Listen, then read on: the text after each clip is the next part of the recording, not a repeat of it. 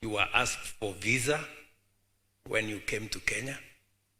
We are having a conversation as Kenyans so that possibly by the end of this year, you will not need a visa to come to Kenya.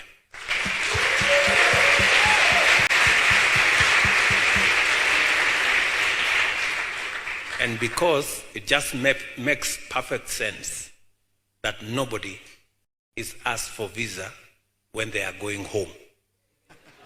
It's just natural. So, welcome home. Thank you, Mr. President. You know, you are an entrepreneur and an investor.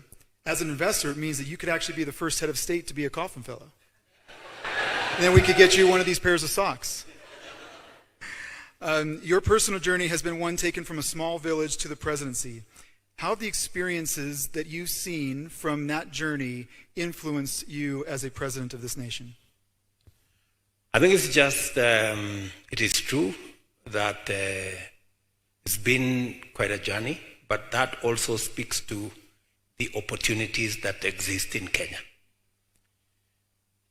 The same way a village boy could become president is the same way a small company, an MSME, can become a multinational.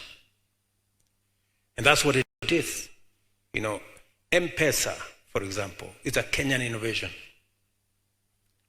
It's now become a multinational in many respects, whether it is their footprint in our continent or their footprint in the technology, the financial inclusion technology they have provided.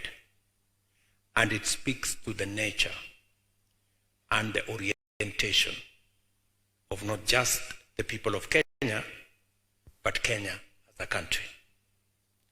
And when I speak to people like the great people sitting in this audience today, I will tell them, if you're looking for a destination of innovative, creative, hardworking, English-speaking,